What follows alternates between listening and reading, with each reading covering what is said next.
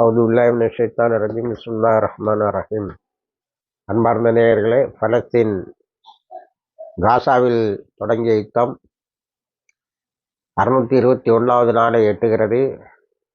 Iran Israel யுத்தம் 7 நாட்களை கடந்து 8வது நாளுக்கு நகர்கிறது. ஈரானை சீண்டியது போதும் போதும் என்று ஆகிவிட்டது. நத்தியானுகவும் மற்றவர்களும் ஒரே கர்த்தனை, சையத் அலி காமினியை உடனேயே கொலை செய்ய வேண்டும் என்று. காமினிக்கு பதிலாக 10 காமினிகள் அங்கே இருப்பார்கள் என்பது அவர்களுக்கு தெரியவில்லை. இவர்கள் தொடக்கத்தில் வீழ்த்திய அந்த ஈரானுடைய தலைவர்களால் தாக்கும் சக்தியை இழந்து விடுவார்கள் என்று நினைத்தார்கள். ஆனால் 7 நாட்களாக இஸ்ரேல் படாபாடுபடுகிறது. பல காசாக்களை நாம் இஸ்ரேலில் பார்க்க முடிகிறது. நேற்று வரைக்கும் 440 மிசில்கள், 1000 ட்ரோன்ஸ், இன்னும் 1000 ட்ரோன்ஸ்களை கொண்ட ஒரு தாக்குதல் தயாராக இருக்கிறது. இந்த ட்ரோன்ஸு பலவிதமான ட்ரோன்ஸுகளாக மல்டிபிள் ஹெட்டடாக வந்து கொண்டு இருக்கிறது. அடுத்தது டூம்ஸ்டே வெப்பன் என்றொன்றை காட்டியிருக்கிறது ஈரான். அது இதுவரைக்கும் நாங்கள் பார்த்ததாக இல்லை, வந்து தாக்கி பெரிய சேதத்தை ஏற்படுத்தி விட்டது என்று ட்ரம்ப்பும் நத்தியானுகவும் ஆதங்கப்பட்டிருக்கிறார்கள். அதை பற்றி விவாதத்தில் இராணுவ நோக்கர்கள் என்ன சொல்கிறார்கள் என்று சொன்னால், ஈரானுடைய படையின் அணிவகுப்பில் இன்னும் சேர்க்காத, அதே நேரத்தில் ஈரான் பரிசோதனையில் வைத்திருந்த ஒரு ட்ரோனை பரிசோதனை செய்து பார்த்திருக்கிறது. ஒரு மிசிலை, ஒரு ஏவுகணையை பரிசோதனை செய்து பார்த்திருக்கிறது. அதுதான் அது என்று சொல்லுகிறார்கள். அடுத்தது கிளஸ்டர் பாம்ஸை பயன்படுத்துகிறார்கள்.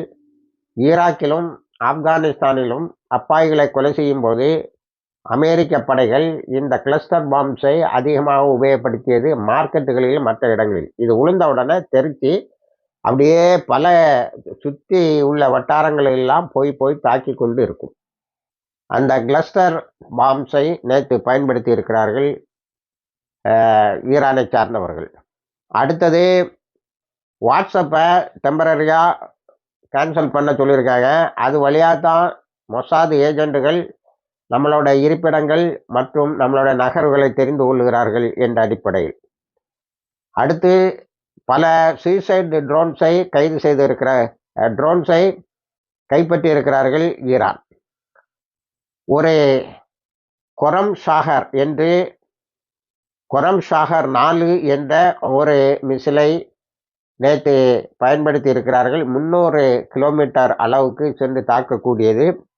அது கேன் டெமாலிஷ் எனி பில்டிங்னு சொல்கிறாங்க. எந்த பெரிய கட்டுமானமாக இருந்தாலும் அதனால் அதை அழிக்க முடியும் என்று இராணுவ நோக்கர்கள் எல்லோரும் சொல்லுகிறார்கள். அடுத்தது குஸ்தான் என்ற இடத்தை தாக்கி இருக்கிறார்கள். ஹெய்ஃபா, டெல் அவீவ், கோலான் ஹைட்ஸு, அதே போல ஃபொரோக்கா என்ற இடம், தபாரிகா என்ற இடம், இராணுவ ஹெட் குவார்ட்டர்ஸ், அதே போல இன்டெலிஜென்ஸ் ஹெட் குவார்ட்டர்ஸ், ஹெய்ஃபா, நவாட்டிம் ஏர்பேஸ், இதெல்லாம் ஆரம்ப காலத்தில் முதல் பழிவாங்குதலில் ஈரான் தாக்கிய இடம். இவற்றையெல்லாம் இப்பொழுது மல்டி ஹெட்டட் மிசில் கொண்டு தாக்கியிருக்கிறார்கள். மல்டி வார்ஹெட்டட் மிசில் என்னவென்று சொன்னால், அந்த மிசிலை இன்டர்செப்ட் பண்ணால் அது அங்கே இருந்து பல மிசில்களாக பிரிந்து வந்து தாக்கும். அதைத்தான் மல்டி வார்ஹெட் என்று சொல்லுகிறார்கள். அடுத்தது இந்த பெயர் கூறப்படாத சில மிசில்கள். இப்போ ஒரு new wave of attack is on the way என்று சொல்லுகிறார்கள். பஷீர் ஷிஃபா, அதாவது நார்தர்ன் இஸ்ரேலை ரொம்ப குறிவைத்து தாக்குறாங்க ஈரான். ஏனென்று சொன்னால், ஹிஸ்புல்லா போராளிகள் ஓரளவுக்கு அடித்து தரமட்டமாக்கி வைத்திருந்தார்கள். இன்றளவும் நார்தர்ன் இஸ்ரேலுக்கு ஆட்கள் போவதில்லை. காரணம் என்னவென்று கேட்டால், அவர்கள் சொல்லுகிறார்கள், இங்கே ஹிஸ்புல்லா பயம் இன்னும் இருந்து கொண்டே இருக்கிறது என்று சொல்லுகிறார்கள். அடுத்தது 18 மொசாத் ஏஜென்ட்டுகளை கைது செய்திருக்கிறார்கள். அந்த மொசாத் ஏஜென்ட்டுகள் எல்லாம் எங்கே வச்சு கைது செய்திருக்காங்கன்னா, அவங்க ஈரானுக்கு உள்ளால இருந்து கொண்டு இஸ்ரேலுக்காக ட்ரோன்ஸுகளை தயார் பண்ணி கொண்டு இருந்திருக்கிறார்கள். அதை கையும் களவுமாக பிடித்து அவர்களை சம்ஹாரம் செய்திருக்கிறார்கள்.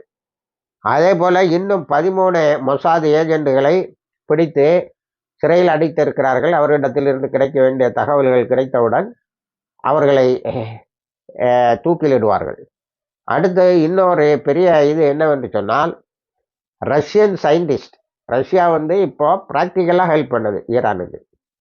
இந்த இஸ்ரேலுடைய தாக்குதலில் நேற்று அராக் ஹெவி வாட்டர்ஸ் ரியாக்டர் நான்சாக் என்ற இடத்தில் உள்ள, முதல்ல கொஞ்சம் லீக் ஆச்சுன்னு சொன்னோமே, அந்த இடத்துல அராக் ஹெவி வாட்டர் ரியாக்டர் சேதப்படுத்தப்பட்டு இருக்கிறது. ஹெவி வாட்டர் ரியாக்டர்னு சொன்னால் நம்ம அதை புரிஞ்சுக்கிட்ட மாதிரி எடுத்தால், இந்த அணு உலைகள் இருக்கக்கூடிய இடத்துல அந்த அணு உலையில் உள்ள வெப்பம் வெளியிலே வராமல் இருக்க தண்ணி ஊற்றிக்கிட்டே இருப்பாங்க. அது ரீசைக்கிளிங் மாதிரி, தண்ணி ஊற்றின தண்ணியே திரும்பி அதை கூல் பண்ணிக்கிட்டே இருக்கும். அந்த வேலையை யார் செய்கிறான்னா, ரஷ்யாவில் உள்ள சயின்டிஸ்ட் செய்கிறாங்க.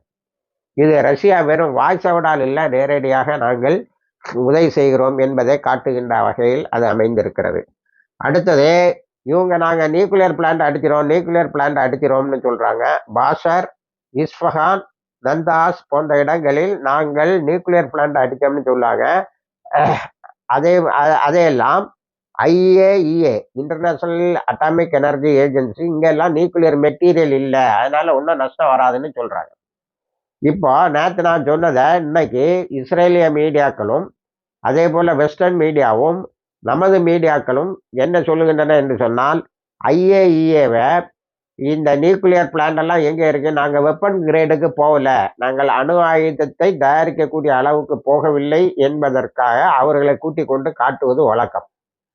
அவர்கள் இப்பொழுது அந்த இடங்களை எல்லாம் இஸ்ரேலுக்கு காட்டி கொடுக்கிறார்கள். இப்போ என்ன தெரியுதுன்னா, சர்வதேச ஏஜென்சிஸ் எல்லாம், அதாவது ஐக்கிய நாடுகள் சபை, அது கீழே 1008 கிளை அமைப்புகள் எல்லாம் ஏற்படுத்தியதெல்லாம் முஸ்லிம்களுக்கும் இஸ்லாத்துக்கும் முஸ்லிம் நாடுகளுக்கும் எதிராக செயல்படுவதற்கு. அடுத்து இவற்றை போல உள்ளவர்களுடைய கிரீப்பில் இருக்கனால தான் இன்னைக்கு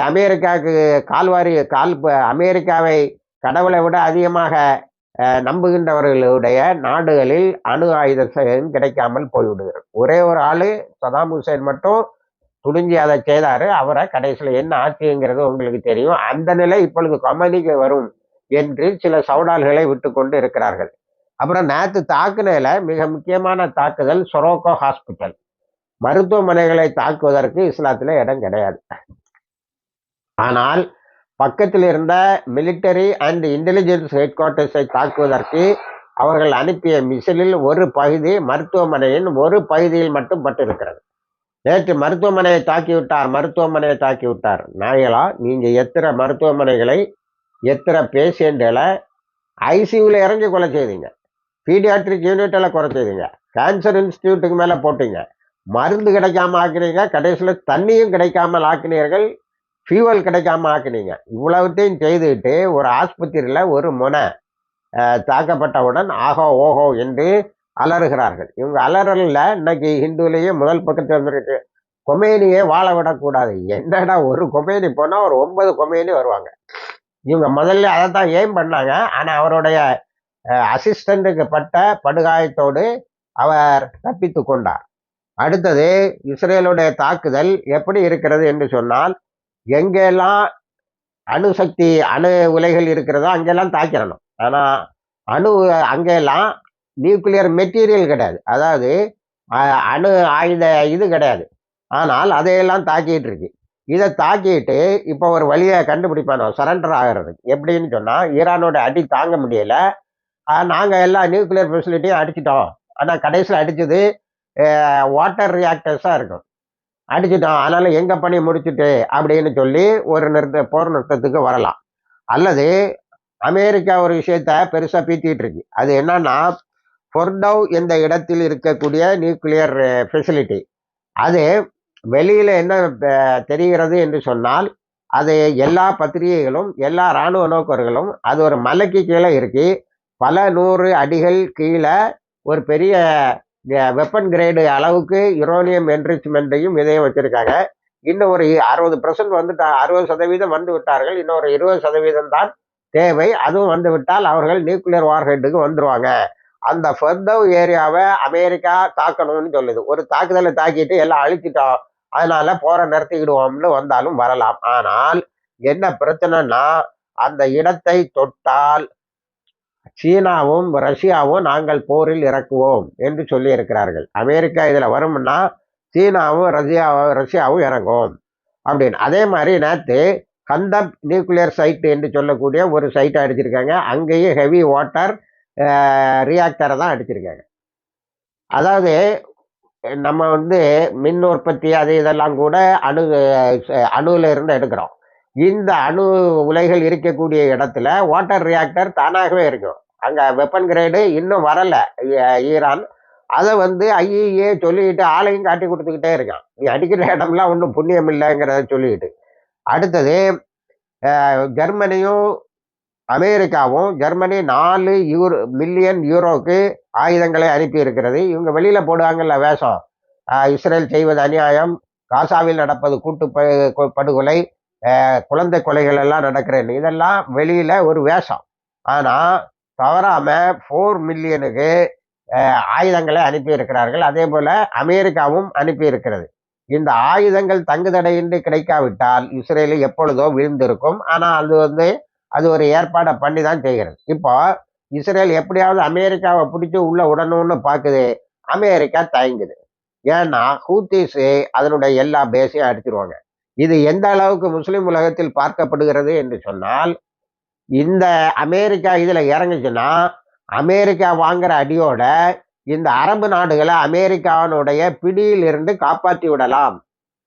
இப்படி 5 ட்ரில்லியன் அள்ளி கொடுக்க மாட்டான். இப்ப இஸ்ரேலுக்கு எக்கச்சக்கமா நஷ்டம் வந்ததா சொல்லாங்க. ஒரு நாளைக்கு 725 பில்லியன் டாலர் ஆகுதுங்கிறாங்க. மில்லியனோ டாலர் ஆகுதுங்கிறாங்க. இந்த பெருஞ்செலவெல்லாம் பர் டே இது பெருஞ்செலவே எல்லாம் இந்த 5000 ட்ரில்லியன் டாலர்ல அது சரி கட்ட முடியும். ஆனால் இந்த அமெரிக்கா அடி வாங்கி ஓடும்போது அதனுடைய தளங்க இப்பவே எல்லா தளங்களையும் எடுத்துட்டான். கத்தர்ல இருந்து எடுத்துட்டான். எல்லா தளங்களையும் வெக்கேட் பண்ணிட்டான். வெக்கேட் பண்ணா இனிமே அவன் அடிக்க ஆரம்பிச்சான்னா அவனுக்கு தளம் கிடையாது. அதுக்கு மேல ஹூத்திஸ் அவன் எங்க ஏதாவது ஃபிளீட்டில் கொண்டு வந்து அடிச்சா தாக்கி விட்டால் அரபு நாடுகளை மீட்டு விடலாம். இது ஒரு கோல்டன் ஆப்பர்ச்சுனிட்டி அப்படி எழுத ஆரம்பிச்சுட்டாங்க. அமெரிக்கா உள்ள வந்தா ஒரு golden opportunity to release the Arabs from the grip of America என்று சொல்லக்கூடிய அளவுக்கு அது போய்விட்டது. அடுத்து ஹூத்திஸ் நாங்கள் அமெரிக்காவினுடைய நகர்களை கவனித்து கொண்டு இருக்கிறோம். இன்னும் அமெரிக்கா எங்களை கண்டு பயந்து கொண்டுதான் இருக்கிறது என்று சொல்லி இருக்கிறார்கள். அடுத்தது இஸ்ரேல் ஒரு டாக்டிக்ஸை கையாளுறான். அது என்னன்னா, இந்த மிசில் லான்ச்சிங் பேட் இருக்கு பாருங்க, அது முதல்ல சில ஏர்போர்ட்ல தாக்கினான். அந்த ஏர்போர்ட் அல்லது அது மாதிரி உள்ள தளங்களை தாக்கினான் எடுத்த உடனேயே. ஆனால் இங்க அந்த மிசிலை தாக்குறது அது அப்பப்போ இடம் மாறும். அது தெரியல. இப்ப அதுல அவற்றை அழித்து விட்டால் மிசில்கள் வராதுன்னு ட்ரை பண்றான். ஆனா அது ஈரான் முழுவதும் பரவி இருக்கிறது. அது இன்னைக்கு எங்க இருந்து அடிக்கும், அடுத்த நிமிஷத்துல அங்க இருந்து அடிக்கும், அடுத்த நாள் அங்க இருந்து அடிக்குங்கிற அளவுக்கு நகர்ந்து கொண்டு இருக்கிறது. ஆகவே இஸ்ரேல் சரண்டர் ஆகுவதை தவிர வேற வழி இருக்காது. அடுத்தது நம்ம காசா பகுதிக்கு வந்தா நேற்று 4 மெர்காவா டேங்க அல் காசம் பிரிகேட்ஸ் அடிச்சிருக்காங்க. அல் குட்ஸு 3 ஆம்புஷை நடத்திருக்காங்க. 2 புல்டோசர் அடிச்சிருக்காங்க. மொத்தம் நேற்று மட்டும் நேரடியாக நடந்த மோதலிலும் சேர்த்து 180 இஸ்ரேலர்கள் தாக்கப்பட்டிருக்கிறார். இந்த சொரோக்கா ஆஸ்பத்திரி இருக்கு பாருங்க, அதுதான் முதல்ல நத்தான கூப்பிட்டு சொன்னது. ஏயா இவ்வளவு பணம் வருது, இவ்வளவு காயப்பட்டவங்க வராங்க, நான் பார்க்கிங்கையும் கக்கூசையும் ஆப்ரேஷன் தேட்டரா பயன்படுத்த வேண்டிய நிலைக்கு ஆளாயிட்டேன், நீ என்ன செய்துட்டு இருக்கான்னு கேட்டது. அந்த ஆஸ்பத்திரியினோட ஒரு பகுதி அது அது ஈரானுடைய இலக்கு அல்ல. இவங்க சர்வதேச லெவல்ல அதை பெருசாக்கலான்னு பாக்குறாங்க. ஆனா நீ கைது செய்த டாக்டர்கள், நீ கொலை செய்த பேராமெடிக்கல்ஸ், நீ அளித்த ஆஸ்பத்திரி, இத்தனைக்கும் பிறகு நாசர் ஆஸ்பத்திரி போன்றவைகள் அங்கே வேலை செய்து கொண்டு இருக்கிறது என்பது ஆச்சரியமாக தெரிகிறது. ஆக வேறு வழி இல்லாமல் சரண்டருக்கா என்ன செய்வாங்க, நாங்கள் எல்லா நியூக்ளியர் இதையும் அடிச்சு முடிச்சிட்டோம் அப்படின்னு சொல்லி முடிப்பாங்க. அமெரிக்கா இதுல வந்தால் அமெரிக்கா அழியும் என்பதுதான், அது தோக்கும். என்பதுதான் இதில் இருக்க நிலை. இந்த நிலையில் இப்பொழுது ஈரானுடைய நியூ வேவ் ஆஃப் மிசில்கள் இஸ்ரேலை நோக்கி வந்து கொண்டு இருக்கிறது. இணைந்திருங்கள், எல்லா தகவலையும் தருகிறோம். வாய்க்கிறதவான் அல்ஹம்துலில்லாஹ் ரபில் ஆலமீன்.